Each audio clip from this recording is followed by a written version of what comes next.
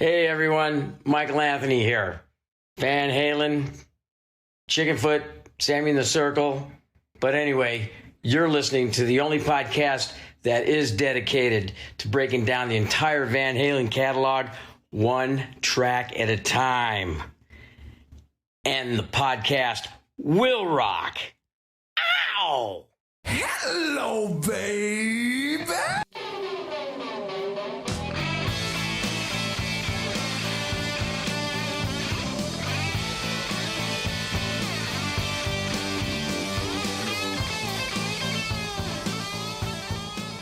What is up, all you rockers, rockettes, and everything in between? You have joined us for a new edition of And the Podcast Will Rock. We are the show that digs into the catalogue and discography. Wait. What are you doing? I'm doing the intro, dude. What even intro? This is not your show. Do you see anything related to Queen anywhere around here? Do you see Tom Petty's face in the corner of the window? You don't. It's not the same show. What's the matter with you? Ugh. Brits always trying to take away from the Americans, always, and the Canadians. Yeah, anyway. You would have lost World War II without us, fucker. No.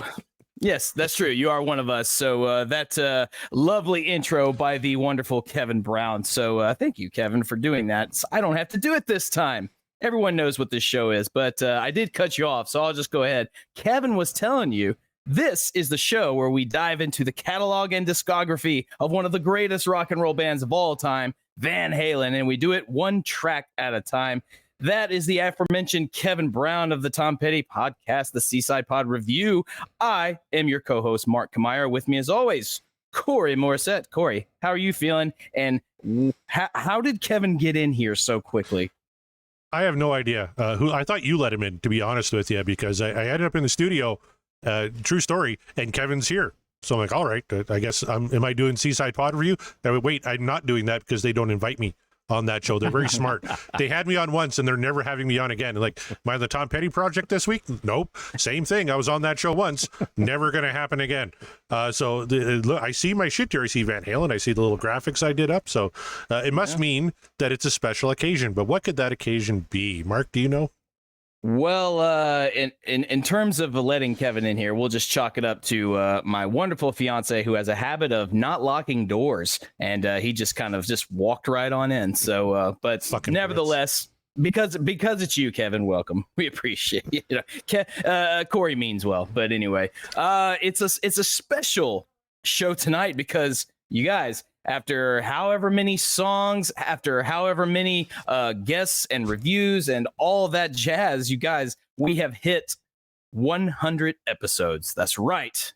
This is episode 100. Corey, almost 2 years later, we're still doing it. We've come up to triple digits. So to me, what that says is, hey, look at us. Good for us for being so consistent with a single show, which, you know, in the past life has not been a thing. But you know, I digress. But actually, it says to me that it's kind of sad because that means that the Van Halen catalog is no longer in the triple digits. In fact, we are very much reaching the end of the destination in terms of the Van Halen wheel. So, but we're not going to focus on that. We're going to focus on this milestone that we're at 100 episodes, and I gotta thank people like Kevin, like people like Tom, everybody in the lurking in the chat, our patrons, all of you guys for keeping us going, man, because this is certainly the longest I have been on the airwaves consistently. So thank you all so much. Appreciate it. I like Tom's idea there. 3 sets of steak knives for all patrons. I never trusted someone enough to give them sharp knives. So I don't know if we're there yet. The way Tom's keyboard is slippery tonight, I don't think I would trust him with a sharp knife right now. That's right. Too many typos, Tom. Yeah. Typo Tom. Yeah, he told us it was all goose out here. Those Canada gooses. Sorry, Tom. Yeah. But yeah, dude, Corey, episode 100. How you feel about that? Yeah, kind of surprised we made it. I listen to Pot of Thunder. That's kind of one of my main podcasts, and they're on episode 5 whatever. Like, they've done this for almost a decade. But I never thought, 100 episodes of a show. I thought we would have been kicked off the air after like 20. And like you had alluded to, maybe another podcast group we're talking a part of, which I'm sure our special guest host for the evening will ask us about at one point. We definitely didn't make 100 episodes on that one, so I kind of thought you'd get sick of me at this point, Mark, and give me the boot. But happy to be here. 100 episodes. We only got 27 songs left on the wheel. Jeez, under 30. No, if anyone was going to get the boot, it was going to be me because, as you all know, I am just along for the ride whilst Corey devours each and every podcast one at a time to gain more power. He's becoming ever more powerful, you guys. You're all just letting it happen. And eventually all of the podcasting airwaves will be part of the CMPU. And me, I will just be a fortunate herald bringing in your coming. So watch out, all you other podcasts. You're done for. I don't know. I may retire. I'm going to retire after this one, I think. Holy shit.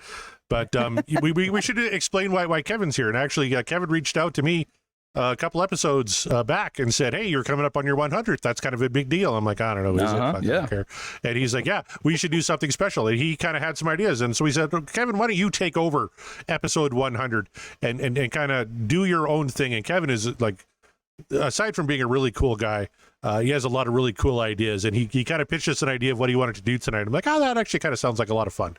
So we had some homework to do. We had some top 10s to fill out and things like that. But I'm looking forward to getting right into it. So, Kevin Brown, why don't you take it away?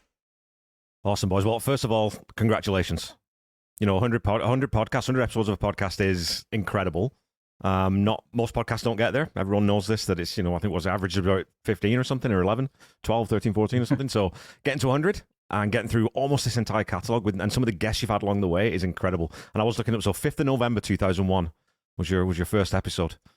So remember. We kick off, and I do have a little bit of a format for us to go through, but I wanted to, so with the poll votes that you guys started doing, can I get a little bit of Price is Right music, Corey? Because we're going to play a little guest here. Oh no.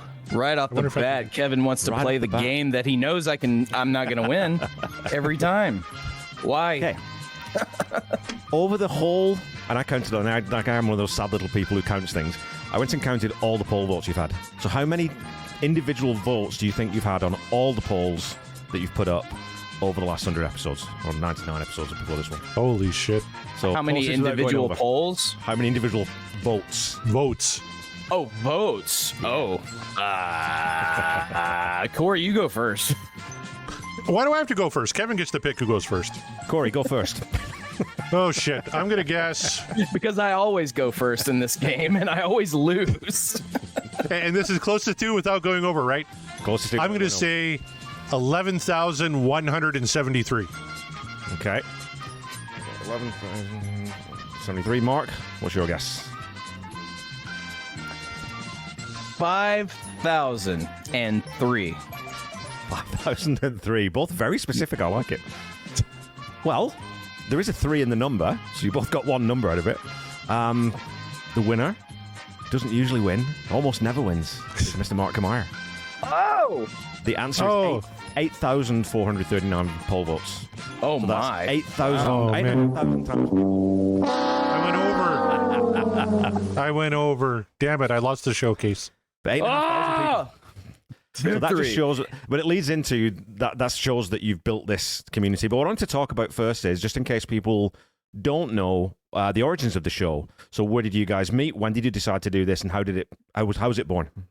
I am a fan of movies and movie trivia.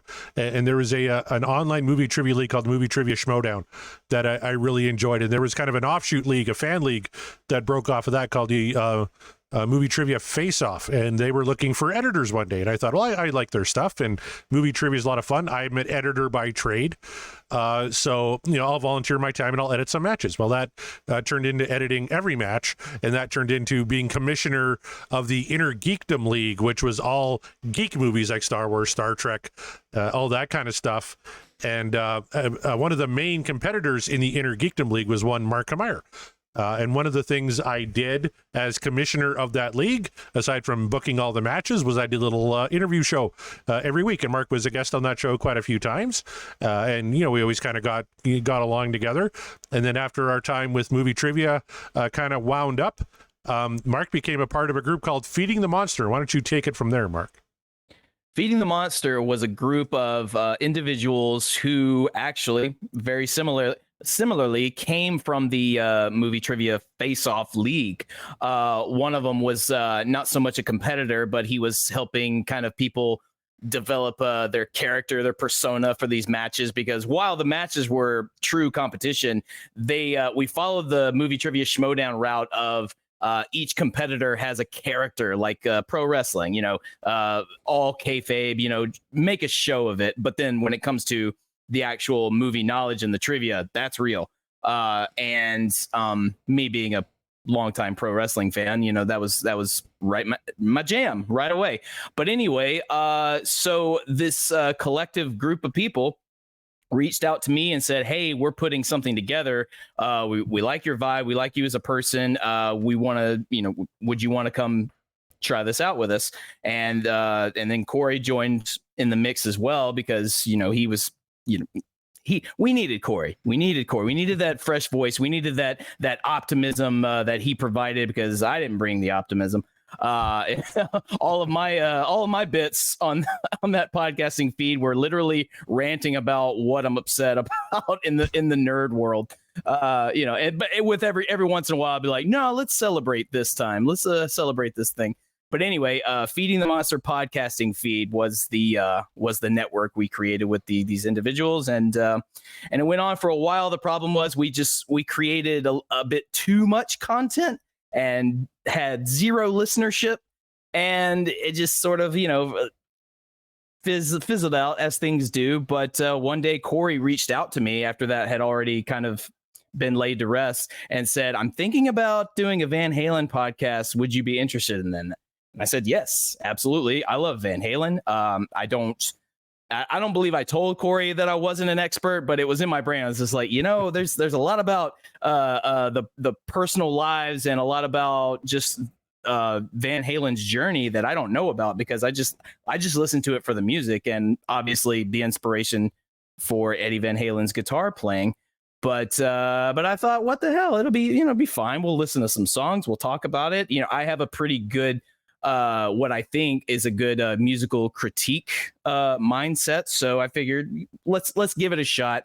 If nobody listens, whatever, as long as it's still fun, then we'll keep going. And that's kind of the principle we've been utilizing throughout this whole journey is if it's fun, we'll keep it going. And if it's not and nobody cares, then I guess that's that. But at least we tried. And here we are, 100 episodes later. And so, that's the lead into this. But then when you're looking at, okay, what is this show going to be? Is it going to be, are you going to do an album at a time? Are you going to do a song at a time? What was that decision like? And Corey, I know you took inspiration from Pod of Thunder, but how quickly did that come together and coalesce? Oh, that was a complete ripoff of Pot of Thunder. Yeah. Because I was listening back. I've gone back to Pot of Thunder. I caught Pot of Thunder quite late, like around episode 4 or something. So I went back to episode 1. And at some point, while they were covering the entire KISS catalog, they started taking questions from their listeners. They call it a yard of questions. You could ask 3 questions. And someone asked a question, if you could do another band, this entire catalog, which band would you do? And the first thing they said was, first of all, we would never do that, because it's a lot of fucking work. You're listening to every song. True fans who think they're true fans really shit all over you if you get even the littlest minutia wrong. They said we'd never do it. But one of the bands, they said it'd be really cool to listen to a podcast on Van Halen, because they kind of hit all the bases. You want a band where not everything sounds the same, right? Like, it sounds like a great idea to do this format with AC/DC, because everything, it sounds pretty close and it's all great. But then every episode of your podcast sounds the same. You want to have different elements in there. So Van Halen has 3 different frontmen. So you have that dynamic that makes it interesting. You're comparing Dave, Sammy, and Gary. And let's face it, there's a couple of stinkers in the catalog. Not a ton. Not like KISS, where there was like a lot of stinkers. But you think, okay, Up for Breakfast, that's going to be a fun show.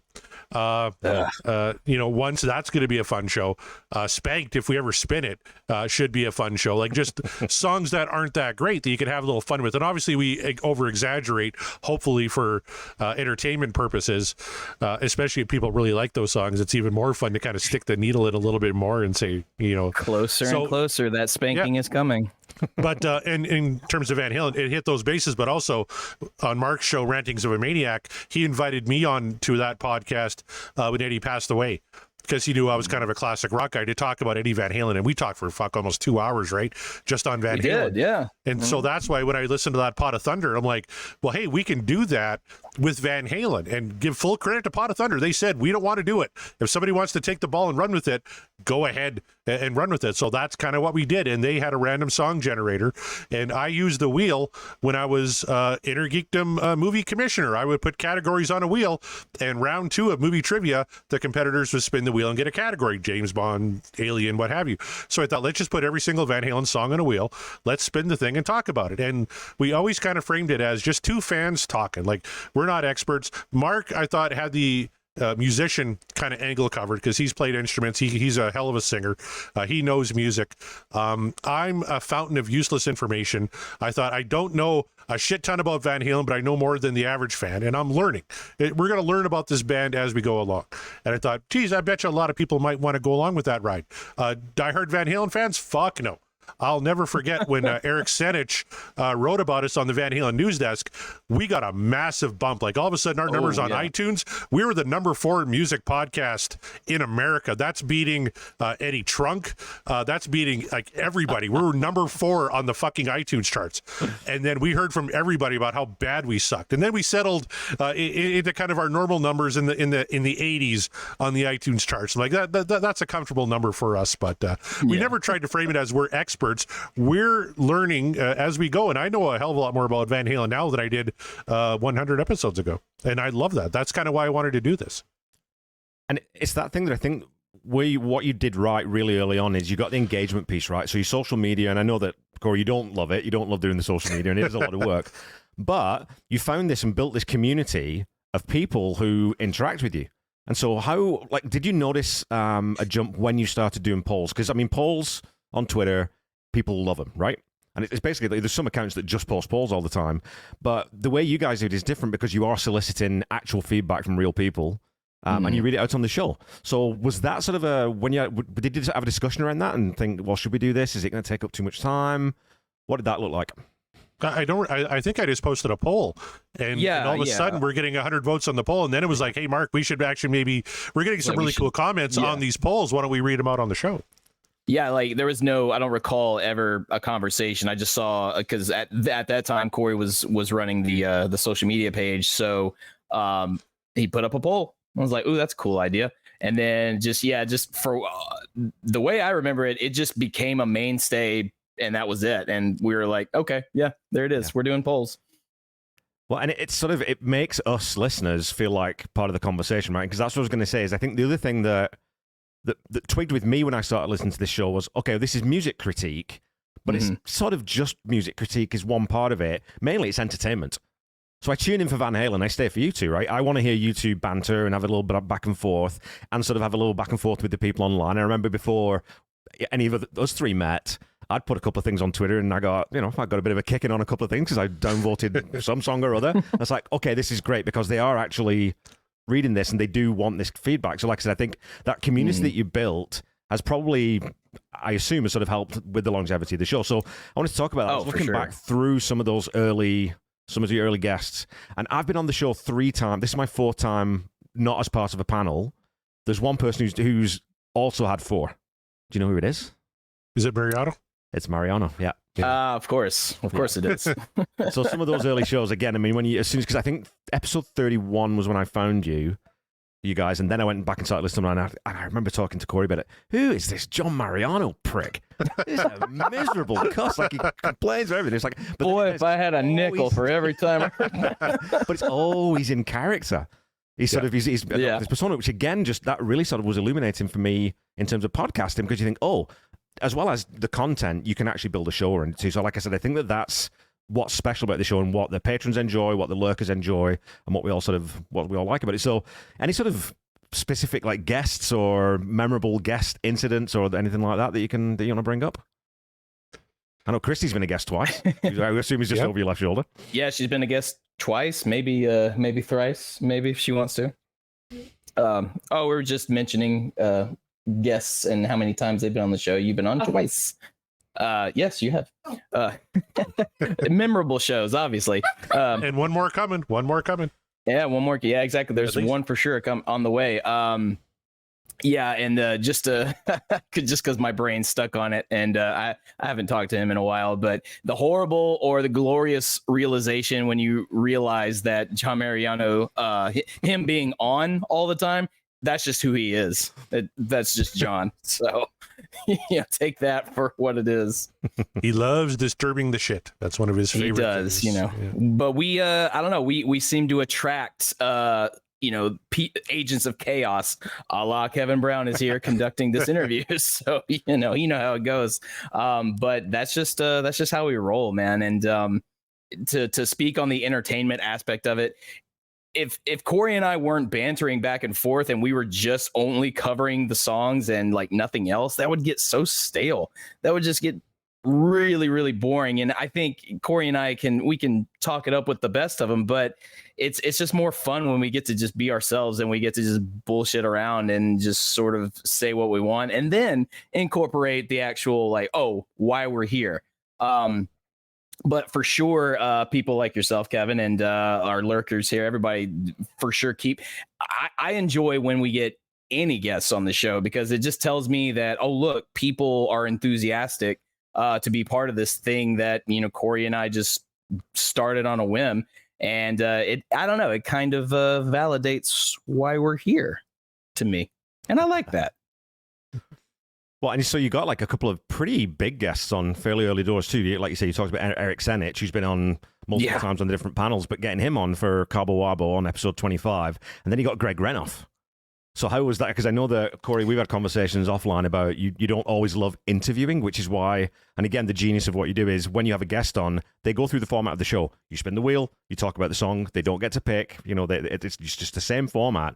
But getting someone like Greg Renoff on, were you a little bit more nervous about that one? Or? But he's so good at it. Like, Corey's so good at interviewing people. That's the thing. Like, even when he thinks he's terrible, like, no, you made it fun for them. Like, that's the thing. Like, with getting Greg, with getting Eric, like they have fun when they come on here because I don't know, Corey and I are not pricks for one thing. And that helps. That goes a long way. And I think we also we try to make it very, very plain to all the listeners, but especially the guests who are of some, notoriety, like those two in particular. Like, we're not experts on this band. Like, you just understand that. Like, we're just fans. If you listen to the show, real quick, like, oh yeah, these guys were like, they don't know every little nook and cranny, every single detail. No, we're not those people. That's why we have the guests come on, and they've been very, very gracious to join us. Eric has been on so many times at this point. He's like yourself. He's an honorary member, and that guy is. If there's anybody who's the expert on Van Halen, it's him.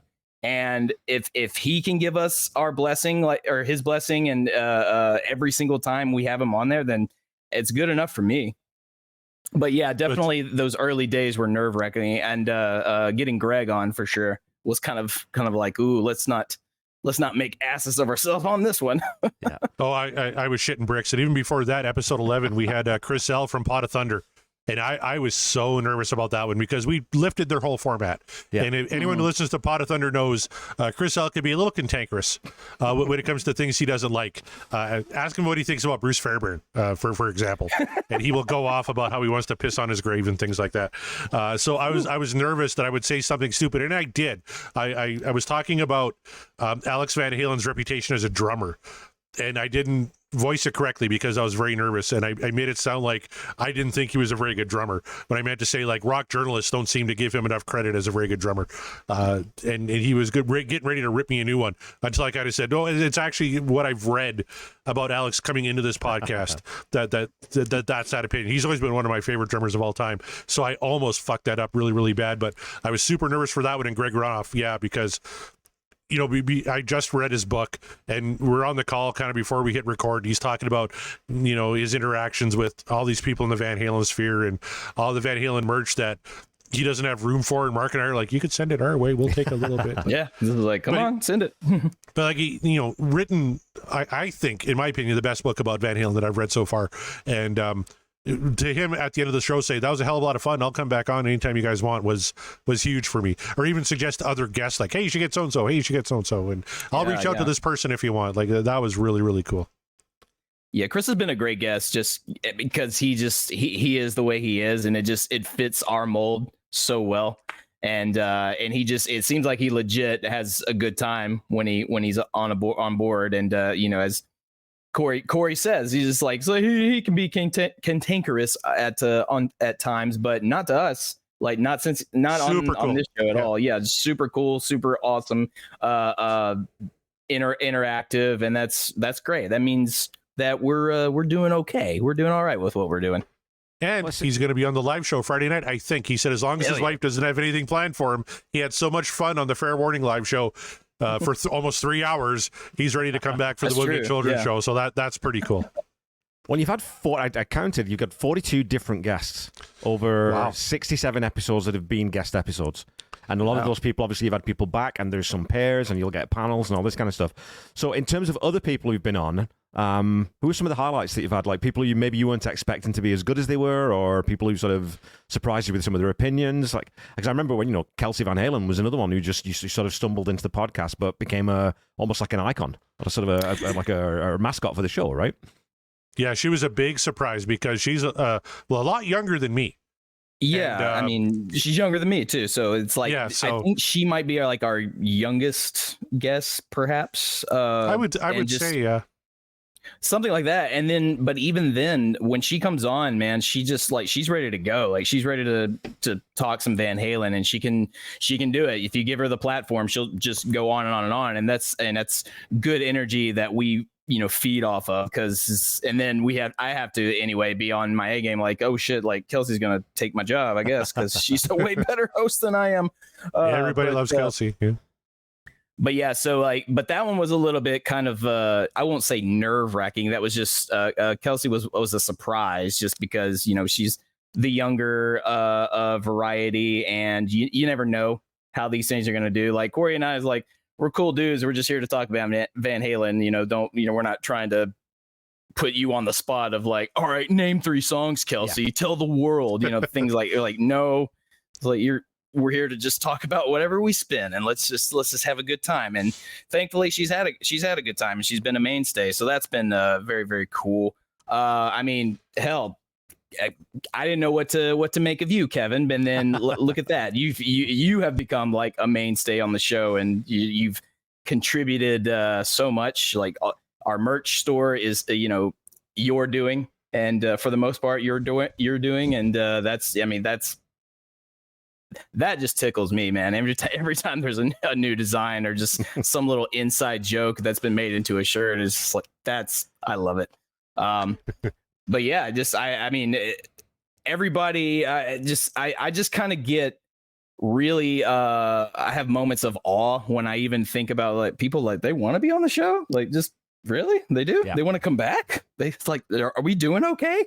Like, do they realize that we're not, we're just, you know, 2 schmoes just, you know, gabbing fucking about Van Halen? Yeah, we're just fucking around. But yeah, so I just honestly, everybody kind of stands out to me on that front. Like I've expressed this to you privately, Kevin. What we did was we had so many people reaching out saying, I want to be on the show, I want to be on your show. And I didn't say no to anybody. I'm like, sure, let's slot you in, to the point where we had a ginormous backlog of people reaching out, wanting to be on the show. And we've been very fortunate that every single guest has been good.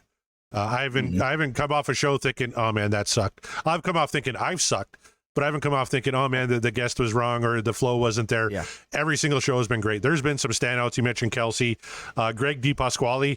We got him for How Many Say I. That was fucking great Ooh, because, and we weren't on YouTube at that time, but the sing-alongs he was doing and the faces he was making was just hilarious. But one of my all-time favorites, Sean and Todd McGinnity, like they just kind of reached out one day and said, hey, we almost did your show, breaking down Van Halen, and then you went and fucking did it, and then did it probably better than we could have. So I started listening to their stuff, and I love their dynamic. And every time they come on the show, Sean and Todd, I hurt from laughing because it's always just a good time. And usually those are the ones that we get the most hate mail on. Like, oh, you didn't get to the song until such and such a time. Yeah. It's like, I don't even fucking care because I had such a great time. And now those guys are just two of my favorite people, and they do one of my favorite podcasts of all time. So the fact that we can meet people like you and Sean and Todd and Scott Haskin and the Deep Purple Podcast Boys and the Pot of Thunder Boys and all these great podcasters, like when we got invited into the Deep Dive Podcast Network, so many great shows and so many cool people. That has been, really, really surprising and really, really welcome on my part. That's why it's been, I say all of our guests really stand out to me just because so many of them, it doesn't stop at the, once we start recording and then stop and they're like, all right, that's the extent of our working relationship now, or that's it, see you never. No, it's like the conversations keep going. Like we keep in touch. We follow each other on social medias. We repost, we interact, and like with yourself, with Sean and Todd, with Greg, and it's everybody. It's just the conversations, they keep going, and they extend outside of the topic of this particular show, and we just talk about the things that we like, and we just it's kind of brought a community within the community, so to speak. There's a Podcast Will Rock community, and you're part of it. Sean's part of it. Kelsey, like our lurkers, obviously, and it's really weird to me to say that we have like a little community within this little rock podcasting community, but here we are. But it's because, and I'll speak for myself as a guest on the show, and I'm sure I'd echo the sentiments of other people here. The common denominator there is, all your guests are awesome, but it's because you guys are so welcoming, and it's just so easy hanging out. It's just like hanging out with your friends talking about music. It's exactly what it is. Yeah. Right? So there's no pressure. You guys are never snobby. You're not difficult to work with or be with. So that's all down to you. But, when you come on, you've had some episodes where you've had really memorable moments, and I remember Sean and Todd were on the very famous Play Splat and Bone, right? So all those the designs and things, it comes up because all these weird things happen. So Alex Van Hyundai, that was another one that stands out. Whatever happened to Heath Murphy, like that whole thing is still like, that was like our first live show, I think, right? Where you're like, and Heath Murphy's here. It's like, really? Where? Who the fuck is that? I was like, oh damn, it's McCoy. Yeah, apologies to Heath McCoy, but yeah, he's one of our favorites too, man. And he took that and just rolled with it just because I flubbed. But that one stands out. Greg DiPasquale's episode just stands out just because, as Corey said, if only we had been recording on video that episode at the time, because he was just losing his mind. He was so excited to be a guest on the show, and we were excited to have him, and we spun How Many Say I, and that the fun just devolved into not fun, but we were laughing. We have to laugh to stop from like crying or spitting out angry expletives because, it wasn't laughing at Eddie. Yeah, it wasn't laughing at the song. It was more celebrating. It was laughing at the absurdity of the situation because it's like, God, this was the song we have to talk about. It's not everyone's favorite. At the time, it was our least favorite. The other one, I think, trumped it for me. But yeah, that one, that moment of the wow, we finally spun a real stinker, and boy, does it stink. And unfortunately, we have a guest with us, and this guest who was so excited to be on the show, and that's the song he got. And then the second time he was on, he spun his second most hated song of all time by Van Halen, "Can't Stop Loving You" from Balance. And that was when I said, all right, fuck, we're gonna do a mulligan. And we respun, and we got something better. I think you got Source of Infection. I think it was the respin, I believe, right? I think so, yeah. Yeah, so that was the one. Actually, I think we've had two mulligans on the show, and that's only because one for me, one for you. Yeah. Yeah. So, but yeah, that Corey used his for poor Greg because he literally told us what he didn't want to land on, and he landed on it. And I thought he was gonna cry. Like he was just so deflated. He was. Oh man, you could as a listener, you could hear the air go out of him. You could hear, oh man, this poor guy. Like, oh. But the wheel is a fucker. We've established that. The wheel is not enough. Oh my God, yeah. Especially early, like it was all Dave, and it's like, man, is this gonna be? Are we gonna have like 40 Sammy songs to finish the podcast? Like, what's going on here? I mean, look, we're not 40, but probably like the majority of the 29 or the 20, however many left. Yeah. And I know Scott Monroe pointed out the DLR cast. That was you use your mulligan on them because they spun a Sammy tune. Yes. And it's like, how do we get the David Lee Roth guys on the show and spin a Sammy tune? Right, we got to spin a Dave tune. So, I mean, it was the. And it was Pleasure Dome at first. That's right. Yeah, I forgot about that. Thank you, Scott. Yeah, that's right. You got away with that one. No, and I was like, yeah, I had no problem with spinning a mulligan, and we're gonna get the Pleasure Dome. I don't hate it as much as people think I do, but it'll be an interesting show. We'll see. Well, let's talk about preconceptions then, because obviously we all come into catalogs with those preconceptions. Mark, you and I were both, I think, more or less a real sort of hardcore Sammy guys, kind of like the Dave A2, but not to the same extent. Yeah. It's really, sort of engendered a love of David Lee Roth in me as well that I didn't think was ever going to be there. But how has your love of this band and the music this band has made over the years changed as the show's gone on? What is that? Has it changed at all? Is it pretty much the same, or have you thought, actually, this is better than I thought? It's more diverse than I thought. What are your thoughts on that? For me, just on a musicality level, like I said, I've always loved Van Halen. I've always appreciated their music, but I was also very selective of the songs at the time. This show has really kind of forced me to listen to all, that's the point of the show. We're going to go through all of the catalogs. So there was a lot of blanks in the resume, so to speak, of like what have I consumed in my brain enough from Van Halen, and there were many blanks. So this show has informed me of, okay, we know you like that, but listen to some of these deeper cuts, some of these other tracks that didn't get airplay, don't get talked about. Like, listen to them and really explore their true musicality. And I won't say my opinion has changed on them, but it's definitely my eyes have been, and ears have been opened pretty greatly to just I always knew Eddie Van Halen was a dynamic musician because you don't play like that and you're not, you know what I mean? But I guess I really never sat down to really think about and analyze the musicianship of everybody. Especially, I've mentioned this on the show so many times, I'll say it again.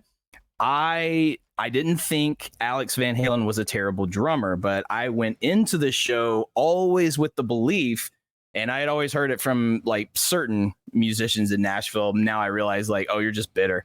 But I was always under the belief that Alex was just a meh drummer.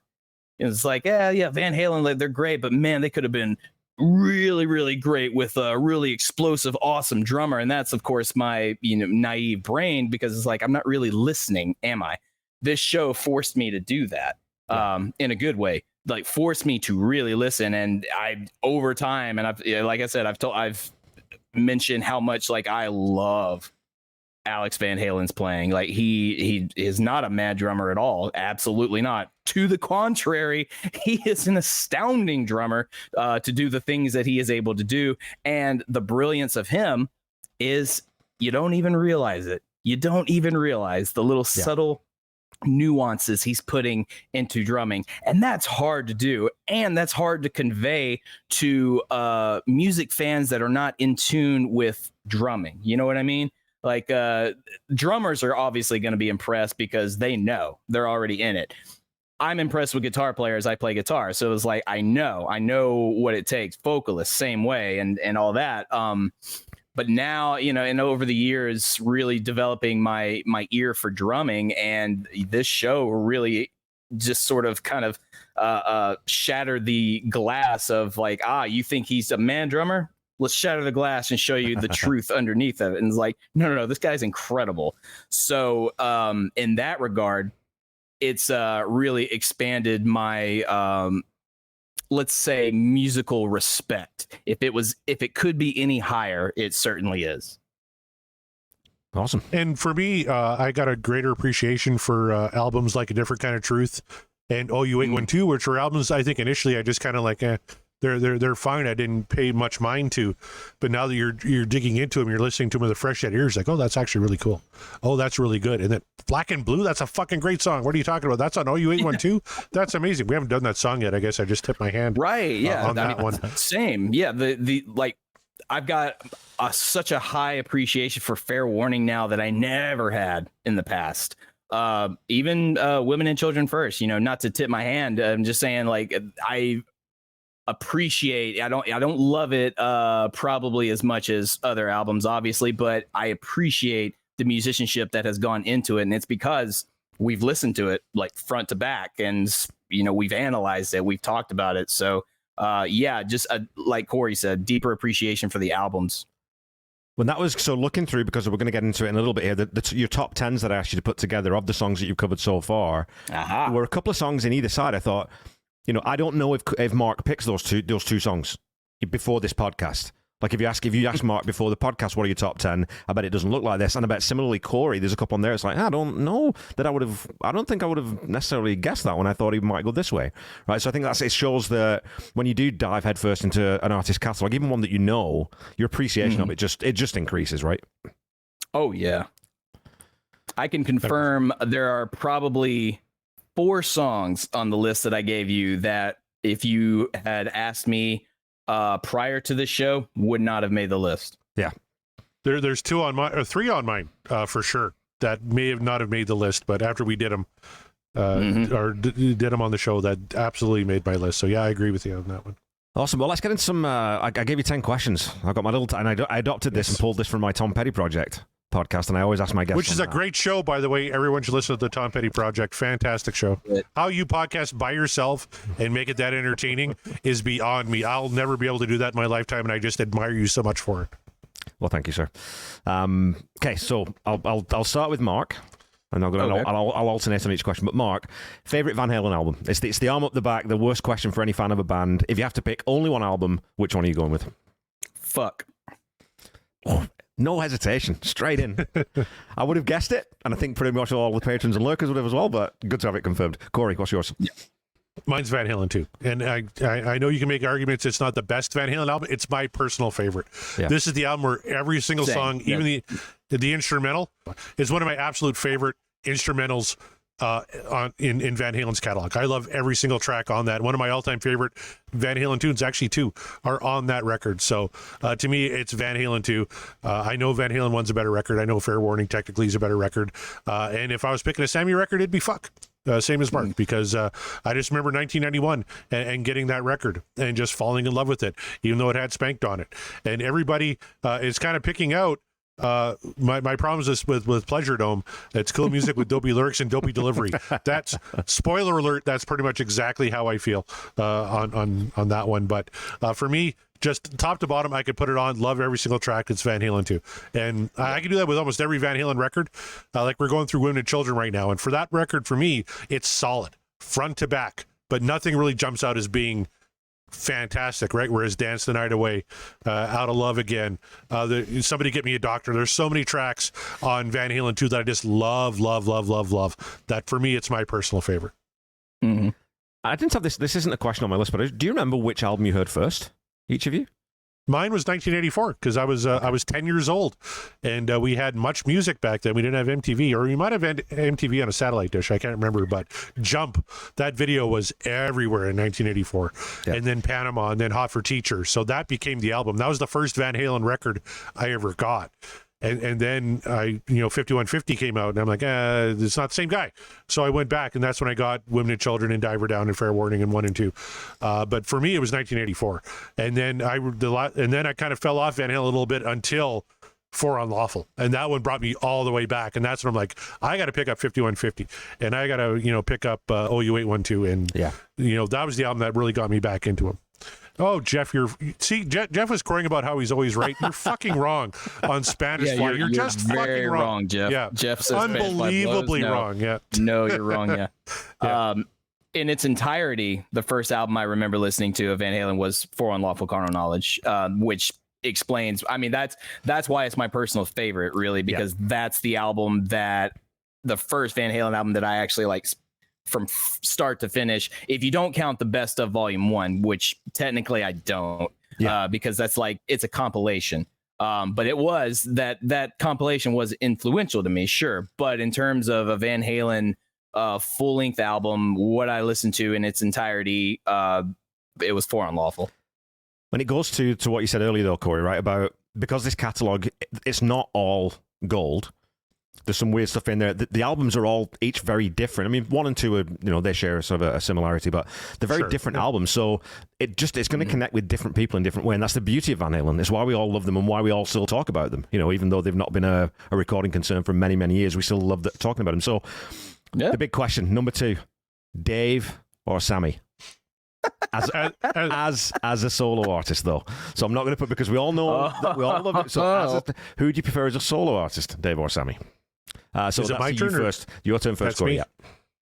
I gotta go Dave. I really like his solo catalog. Like Eat 'Em and Smile, Skyscraper, and A Little Late Enough. I love those records so damn much. I haven't listened to the ones past A Little Late Enough so much, but I remember getting A Little Late Enough and listening to Sensible Shoes and thinking, for some reason, I like this. I don't know why, but it fucking rocks. Or Eat 'Em and Smile and Ladies' Night in Buffalo.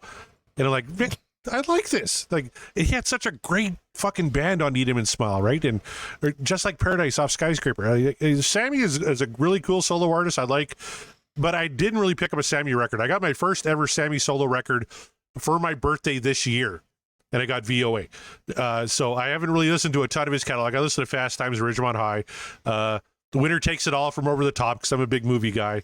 But I did listen, outside of I Can't Drive 55. But I had all the Dave solo records up to A Little Late Enough, so I got to go Dave on that one. Okay, Mark. It's fair, and it might surprise you. I really, really love a lot of Dave's solo stuff. I do.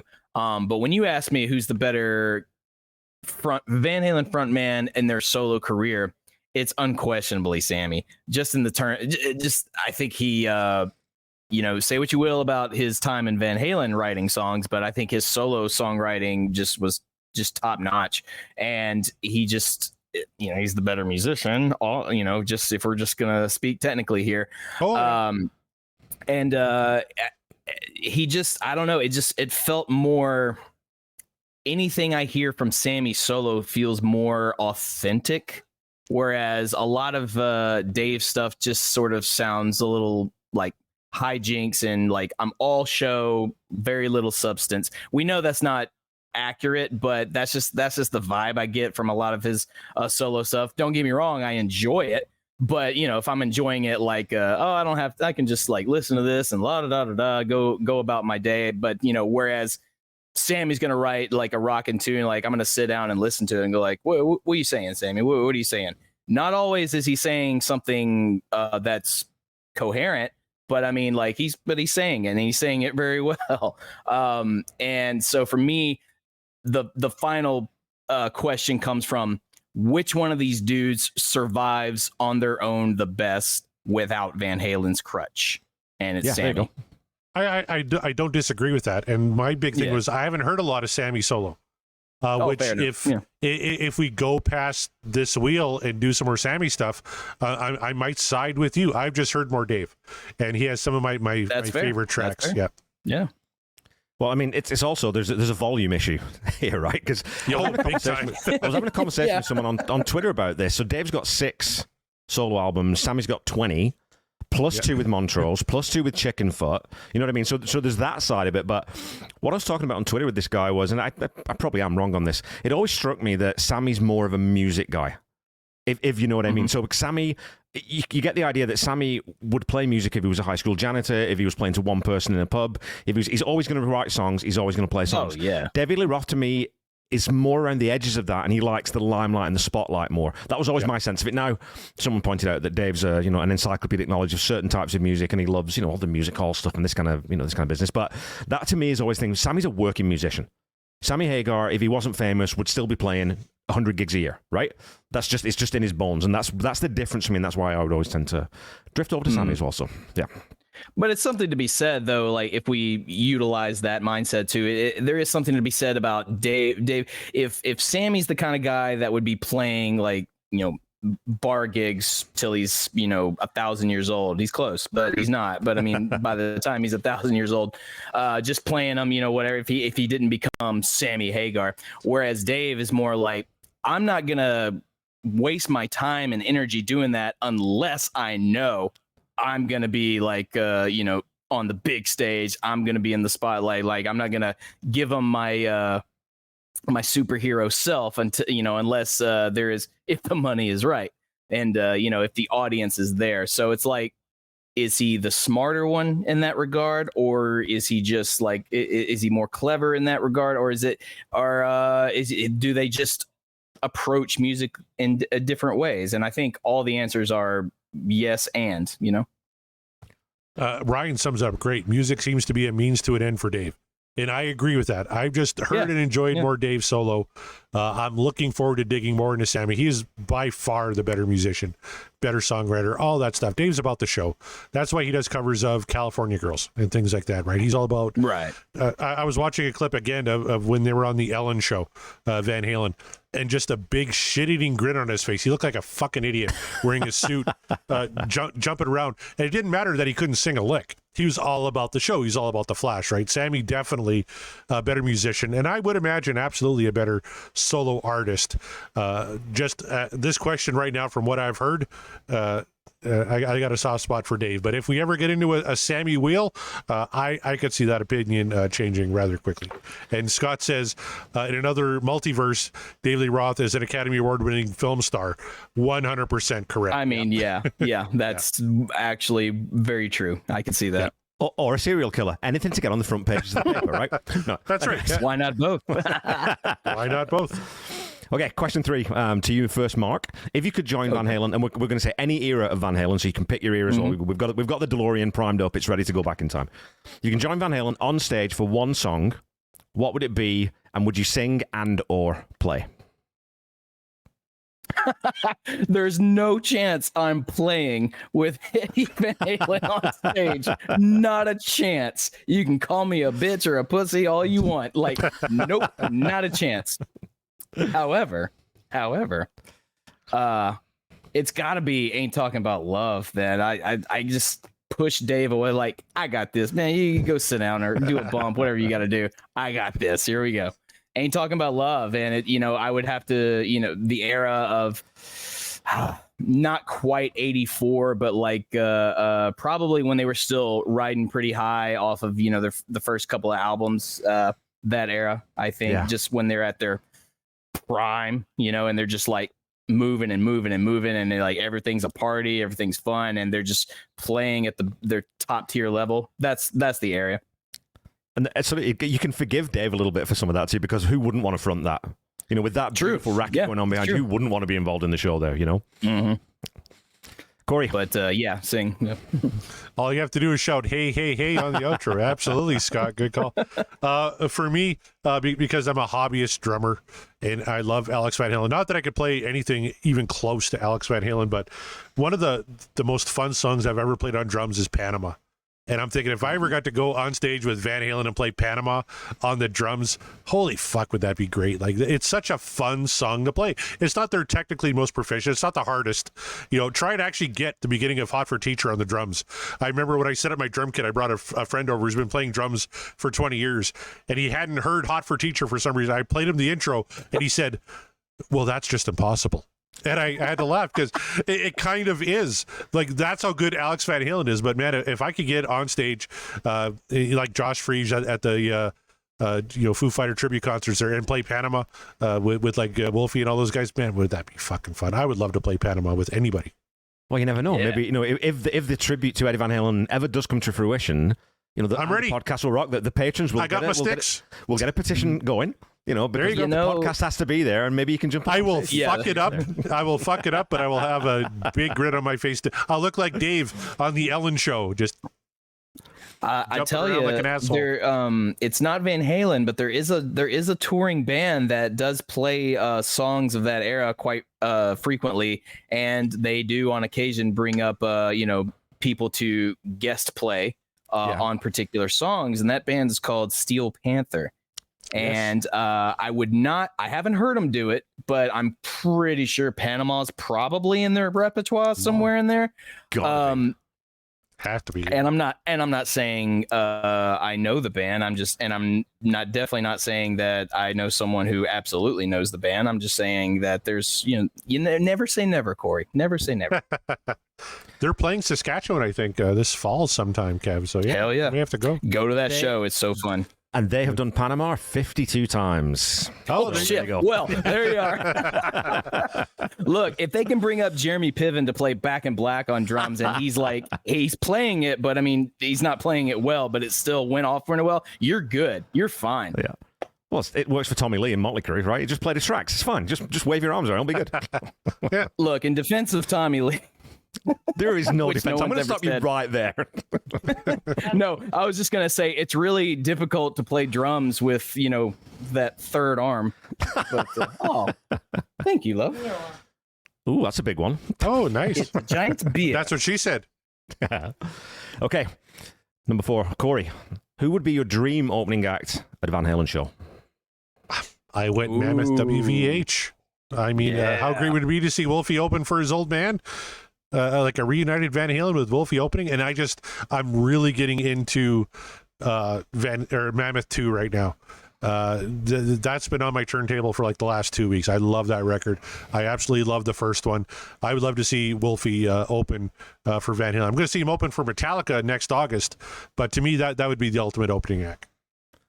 Well, and you get that cross pollination too, because he would definitely come out because he could definitely come out and join Van Halen, right? You could have him. Yeah. What about this? Both of them playing bass. Get two That'd be bass cool. players in Van Halen. That'll be amazing. Mark. Absolutely.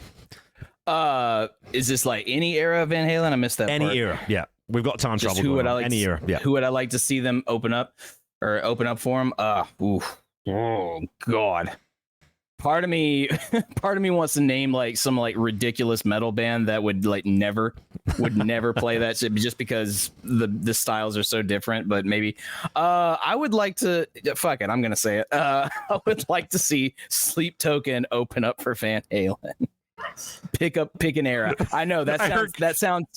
Christy's she's like. What Christy's like, about? what? Like, no. I know. I don't even know that fucking band. Never heard of him. You haven't? Okay. Well, you both are in it for a treat later at some point. Give that band a whirl and see if you can remotely figure out what they are, because I won't tell you that they're metal. I won't tell you that they're soul, and I won't tell you that they're a bit of like British trip hop, but I'm not saying they're not all of those things and more.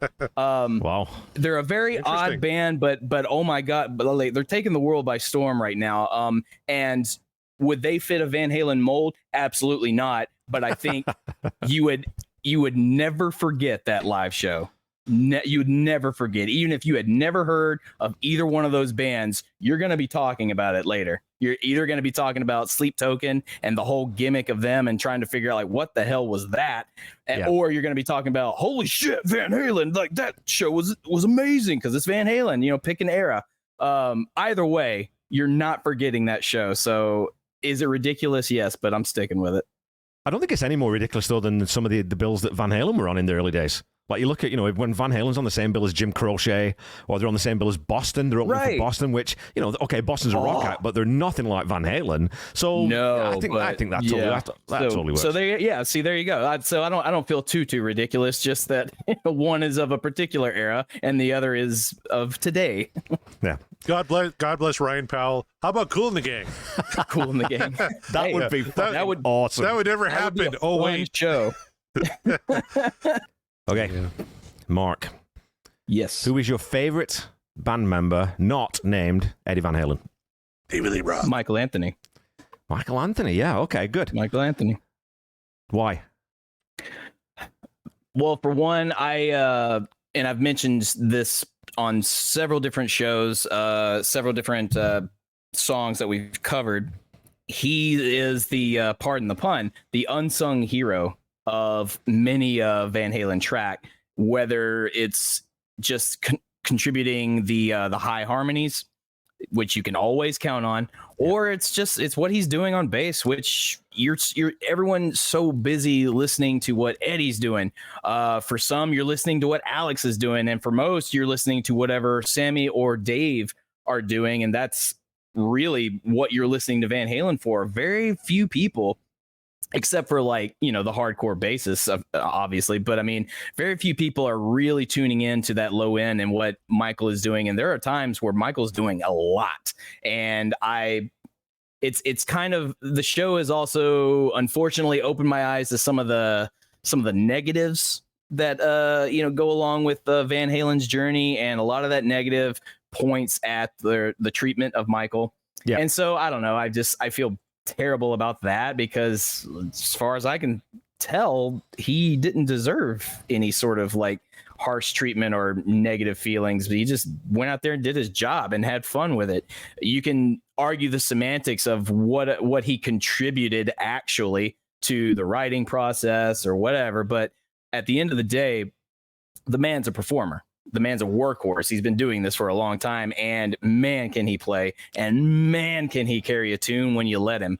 So just for that, and he's just always consistently awesome, at least for me. So Michael Anthony. It's such a weird non sequitur, the whole idea that we didn't contribute creatively to the songs. There's tons of people who didn't, in bands who didn't contribute creatively and are integral parts of that band. Like there's a lot. I mean, every single. Correct. I mean, Jesus, I don't know, like. Now I'm trying to struggle because all my favorite bands do have multiple. But like Ron Blair in Tom Petty and the Heartbreakers, bass player, never wrote a note, right?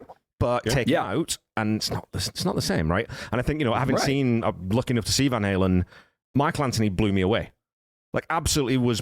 I mean, Sammy was phenomenal, jumping around all over the place. Eddie had his samurai thing, and he was a bit weird, but super cool. It's fucking Eddie Van Halen. Alex was doing it was Michael Anthony. I was riveted by Michael Anthony. He was the one I was watching thinking, fuck me, this guy's a performer. This guy knows how to work a crowd. He's playing. I mean, those 16ths that he plays on Pound Cake, he's a great player. I don't give all that whole thing, but Michael Anthony can't play bullshit. So I'm totally on board with that. And I would say too that I would probably Mike and probably Al are the only people who really never get any stick on this show. Realistically, right? I mean, like you said, there's a lot of love thrown to those two because they're rock solid. Corey. How about you? Who's your favorite member?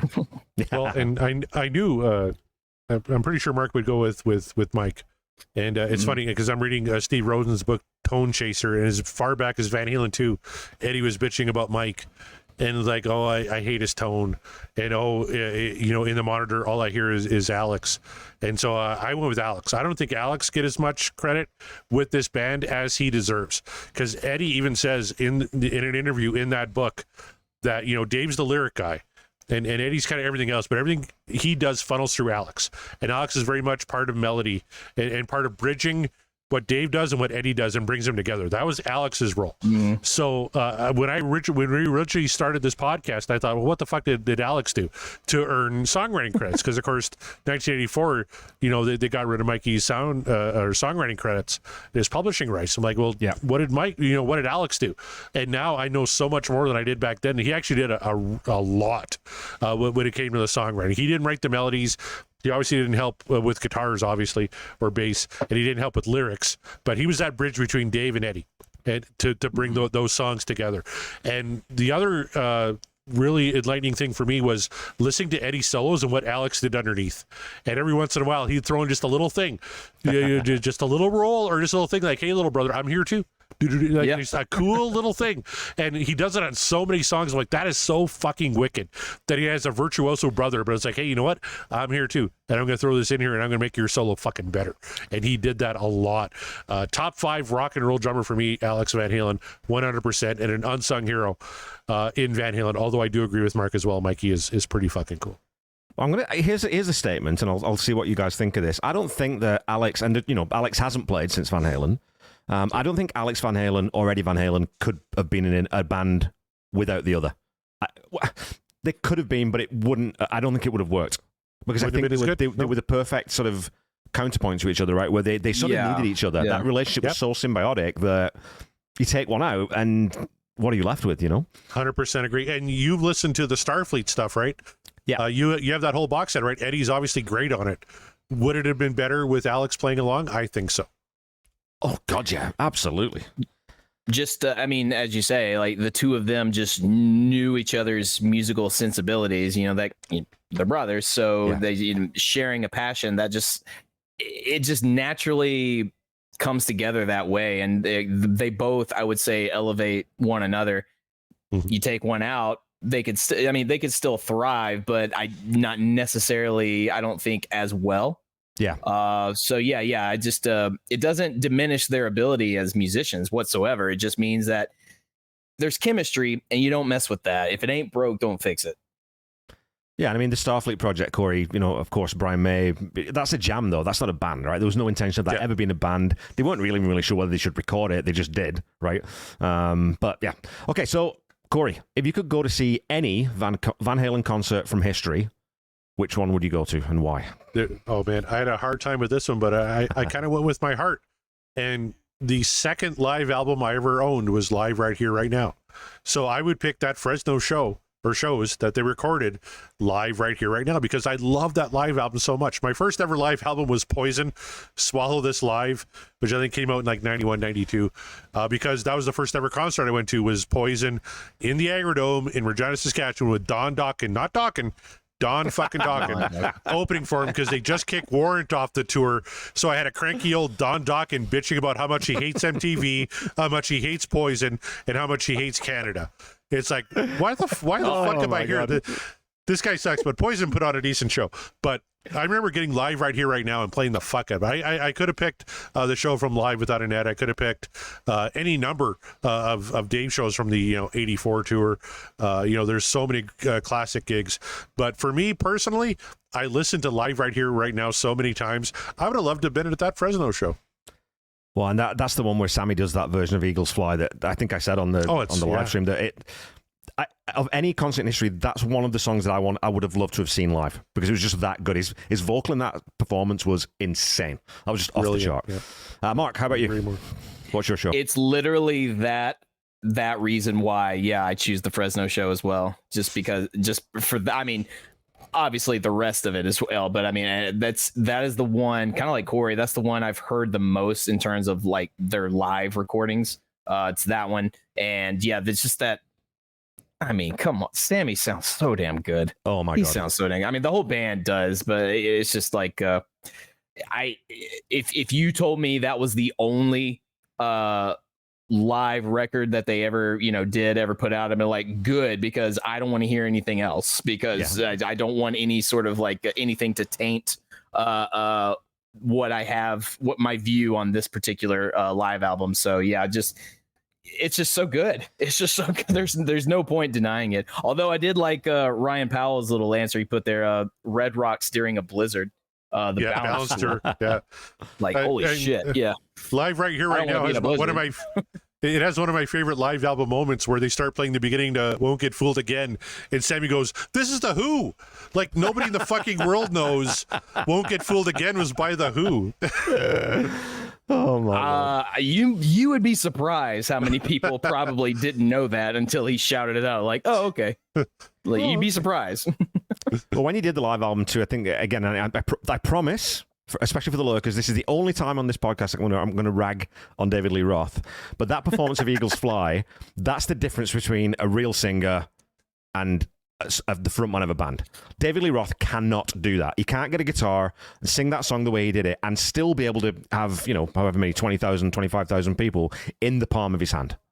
That's the difference for me. And that's sort of one of those high watermarks in terms of, if you can stand on stage in front of that many people with just an acoustic guitar and rock the fuck out of it, that takes a bit of skill and a bit of talent.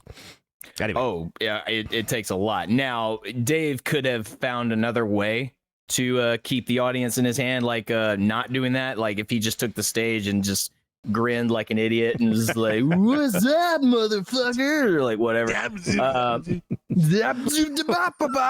Like, whoa, wow. Like, he is fucked up, but I'm here for it. But you're right though, in terms of like, hand him a guitar, stage is yours, take it. I think he loses the audience immediately.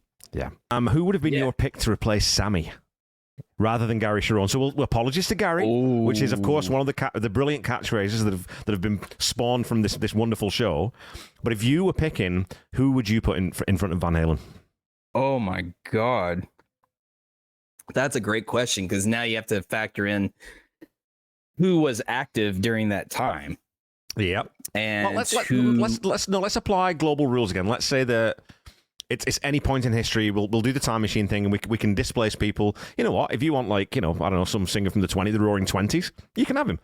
Oh man, I don't know why this isn't my answer, but for whatever reason, Jeff Tate pops in my brain, and that's just hilarious to even think about the singer of Queensryche singing Van Halen songs, or former singer of Queensryche, I should say.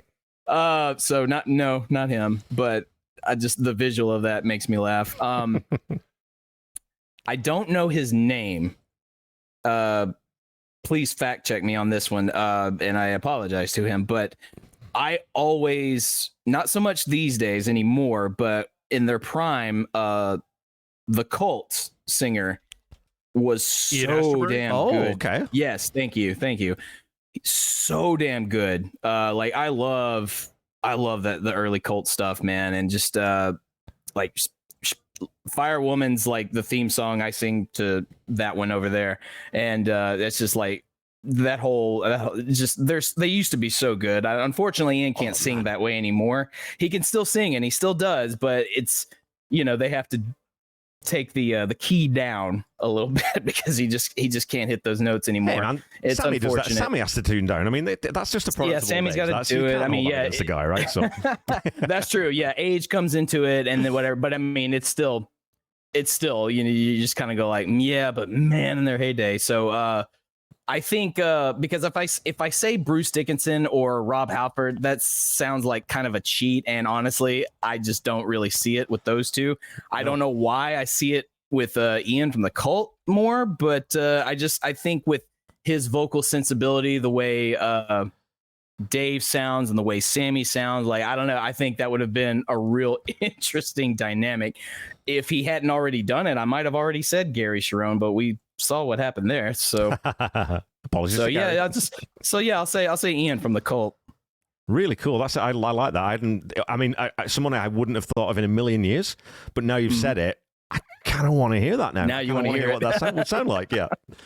How about you, Corey? What do you got? You know what? I picked two, a male and a female, because I was pretty sure Mark would take my number one, and he didn't. But my number one was Chris Cornell. Very interesting. Okay. One of the best vocalists in rock and roll, right? Like, oh, hands down. Yeah. He could do everything. He could do the Dave stuff. He could do the blues stuff. He could do the Sammy stuff.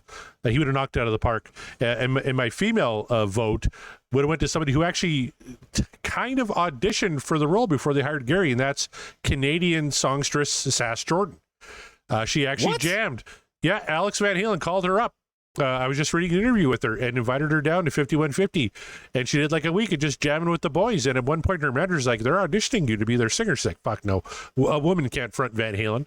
But Sass Jordan, like, she has got the pipes.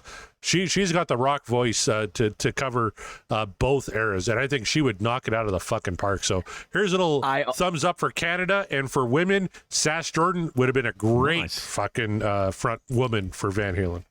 I also have a woman vocalist to throw in the mix as my number two as well. Taylor Dayne. Oh, that's a good one. Oh, now there's a name I've thought about in at least 3 decades. You want to talk about some pipes? Like, people forgot about Taylor Dayne, and I'm here to tell you, go back and remember, because Taylor Dayne can throw down, dude. No shit. Dude, she was Patty Smythe. She was would have been a good one Patty too. Smythe would have been cool. I could see that actually. Jeff Scott Soto, I think pretty good vocalist. He would have fit right in. Yeah. Okay, can I get? So I'm not going to do, and I haven't done this. I haven't sort of answered the question myself yet. I don't think to this point, but I'm going to throw names to see what you think. Rod Stewart. I would have fucking like in his prime. that would have been cool. Like Faces era Rod Stewart. Faces era Rod Stewart, especially the Dave stuff. Yeah, absolutely. He's got the range. He's got the swagger. Okay. He's I don't know, man. I think it'd be pretty fucking. Maybe if he I don't know. Tom says yikes. I don't know if that's. Maybe if he did specifically like Dave era. The Sammy stuff. I don't know. I don't know if Rock could do the Sammy era. Oh, Yeah. he could. You think so? Can you Rod see Stewart- Rod Stewart singing "Dreams"? Yeah. No, that but I guy's can got- see. Oh boy, That guy's got range, mate. You don't think it is? Go try and sing. Stay with me by Faces.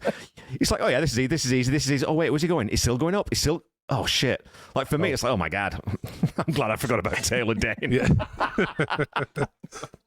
Well, Yeah, anyway. you are mistaken, Tom. You are mistaken. Like Taylor Dane was a beast, man. That's he's got a hell of all a I have voice. to Yeah. say. Yeah, And yeah, go so- seek out some Sass Jordan.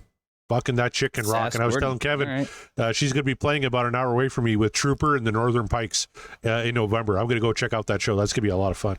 Oh, you get CJ. Wait. So Rod Stewart doing the Dave era, they kick him out, and then for the Sammy era, they bring in Ronnie James Dio.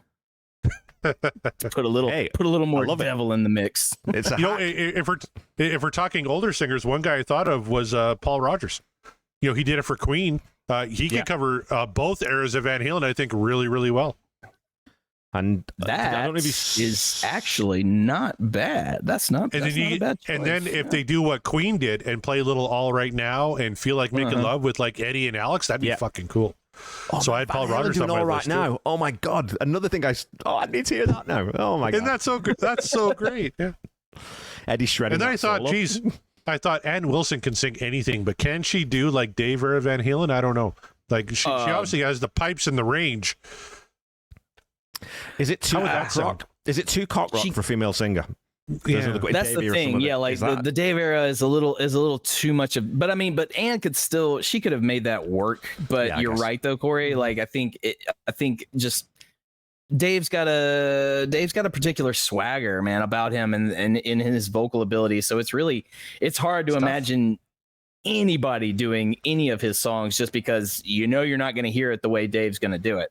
Yeah. Yeah. Josh has a good one before we start on the question. Michael Hutchins. Oh man, That'd be something. dude, that'd be fucking great. I'm a huge NXS fan. Like I don't Me know too. why those guys are not. They're not in the Hall of Fame. No one talks about him anymore. No. Michael Hutchins was a beast of a He singer. can sing anything. He Yeah. can sing anything. And he's got that front man cool that David Lee Roth had. Oh, that's a good one. Good job, Josh.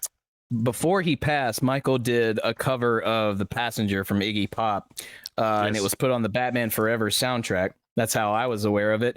But that version is fucking great. Yeah. Yep.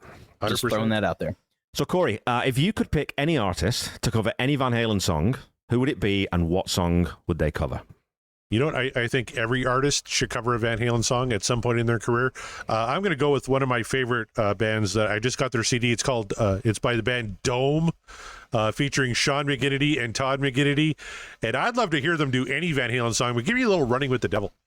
I would love to hear Dome cover that song. So that's my choice. You can really pick anybody. Like, hey, fuck, give me Genesis doing Black and Blue. Why the hell not? Like, by the way, if you like Genesis, Kevin and I do a show called Ultimate Catalog Clash.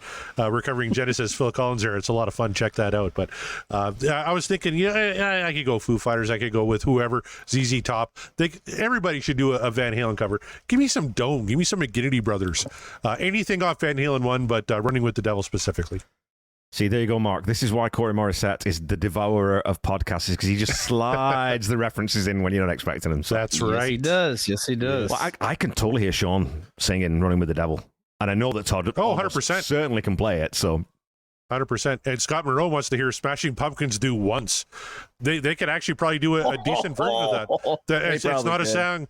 It's not a song I enjoy, and it's not a band I enjoy. So perfect. the worst of both worlds. Oh. What about you, Mark? Worst of both worlds. Oh man. Well, this is gonna be real wacky, but I would love to hear Deftones do Humans Being. Whoa, what? I have no idea what that would remotely sound like, Wow. Oh man. but I'm here for the chaos of it. There are probably other songs that they would do like better justice to, but I don't know, just like for whatever reason, I want to hear a cover of Humans Being, but and I was trying to think of maybe a different band, but I was like, no, I'm sticking with it. Like, I love the Deftones is my favorite, so I was like, yeah, let me get a Deftones cover of Humans Being, because whatever that turns out to be is just going to be so on the other end of the spectrum from the original that it'll either be fantastic or it'll be maybe the worst thing Deftones has ever recorded. but I tell you this, look, the Deftones have recorded covers of Sade. They have recorded the Smiths. They have done and there are other covers that I can't even remember right now, but I don't know. They just, I think they could find a way to make that work. What did they do from Sade? No Ordinary Love. And it's really great. What? Yeah. That'd be It's so my god. great. It sounds just like, I mean, it's Chino singing and not her, but it sounds just like the original. Wow. Do you remember who was it? Faith No More did Easy. Was it? Easy. They Right? did Easy. But they did it a Commodores. note for note cover, Mhm. which was super weird. It's like, what the this is just like karaoke. Like, why have you... Oh, that very that's much another tracks one. for Faith No More, though. That's another one. Okay, I cannot believe I didn't think of that. That's another potential singer, Mike Patton. Mike Patton, yeah. could sing the Oh, yeah. fuck out of the entire Van Halen catalog. Yeah. Could he do Dreams? Does he have that range? He could. Well, they would He'd have to probably change it. change the key on that one, and he would probably do it a very different way. But I think he would do it really well. How about a Perfect Circle doing Intruder and Pretty Woman? Yeah. That would be very drab and very like Pretty Woman in the sense of ironic. It's like, oh, look at that pretty woman. So she thinks she's so pretty. Walking she thinks. down the It's street. like it's all it's no substance, all just bleh. But I'm here for it because I love a perfect circle. It would be almost pretty as cool. bad. It would be almost as bad as Van Halen doing Pretty Woman. Mic Ooh. drop. Fucking mic drop. No. We're picking that mic back up. and Good night, going, everybody. Don't forget to tip your waitress. We're done. I'm gonna pour you out some soapy water to wash out that filthy mouth. I like Van Halen's cover of Pretty Woman, you fucker. Fucking Brits. Great. Hey, when we get to Dive It Down, I'm definitely jumping on that live stream. So- Okay, Mark. Unbelievable. That's not the worst cover on that album. I'm gonna sorry, go on we and did- say that. Well, did we even answer the question here? I think we ended up off on a tangent, didn't we? Because I asked you what song do you most frequently recommend to people who don't know Van Halen, and then we just we took a left in Albuquerque. Well, what took- you yeah, we did, took a left turn. motherfucker, you asked 9, and then you said, no, fuck it, we're going back to 8. So now you have to re-ask 9. So I have Do to I? cut Oh, for this part fuck's out sake. now. Oh, sorry. my God, I got to edit so much No, shit. leave this part in. Leave this part in. It's Leave fine. this bit in, yeah. And let's just leave it in. To Okay, answer we're leaving your it in. question, the thing is, I don't think there's been anyone in my life that doesn't know who Van Halen is. However, there's a lot of people that I know that don't listen to, classic rock of that era. So if they were to ask me, it's like, yeah, I like some Van Halen, but I'm not well familiar. What can you recommend? Mhm. I mean, honestly, I would probably just recommend, here's Van Halen 1, start there. Just the whole album, just start there. So I don't want to say Ain't Talking About Love again for every answer, but I mean, I fucking love that song. I would probably, yep, I'm saying it. Ain't Talking About Love. Nice, Corey. Good call. Man, there's so many. I kind of put a Sammy and a Dave, and now I'm thinking about it. I would probably pick different ones. What I written down earlier in the week, I put Dreams for Sammy because you have the keyboards in there. You got a great Eddie solo, and you got Sammy just singing the fuck out of that song. I thought that'd be pretty cool. And for Dave, I had Panama. But now that I'm thinking about it, I'm like, geez, DOA would be a really cool one. Or Unchained to me is kind of the ultimate Van Halen song. So I did go struggled with that Unchained. one too. Yeah. Yeah. And then for Sammy, you want some fucking stank, Van Halen stank pound cake. Fuck yeah, give me a little pound cake. I would maybe go with that. So I'm amending my original choices, and I'm saying maybe give me a little pound cake, give me a little Unchained. Nice. I would also, if I'm going to recommend the Sammy era, I would say I would start with listen to 5150, the track. Like, give that a listen, see how you yeah. feel about Sammy there. Yeah. So, yeah, Ain't Talking About Love in 5150. All right, well, let's wrap up the 10 questions. right. Corey, describe Van Halen in 3 words. I can't. You can't define this band in 3 words. I think I was able to do it for the Tom Petty podcast I did with you, but so my first word is metal, and not because they're necessarily, even though they are kind of heavy metal. To me, metal is more of a way of life. You can't just say metal and mean just music, right? It's fucking metal. Metal means just the perfect amalgamation of music and attitude and everything. Eddie is a fucking samurai. You want David Lee Roth with doing karate kicks off the drum riser? Goddamn right. That's fucking metal. Mikey with his Jack Daniels bass, that's metal. Alex with more drums than a human being needs to, almost like Neil Peart, for fuck's sakes. He can almost go all the way around on his drum kit sometimes. Van Halen is just motherfucking metal. They're just perfect. Word number 2 was goofball.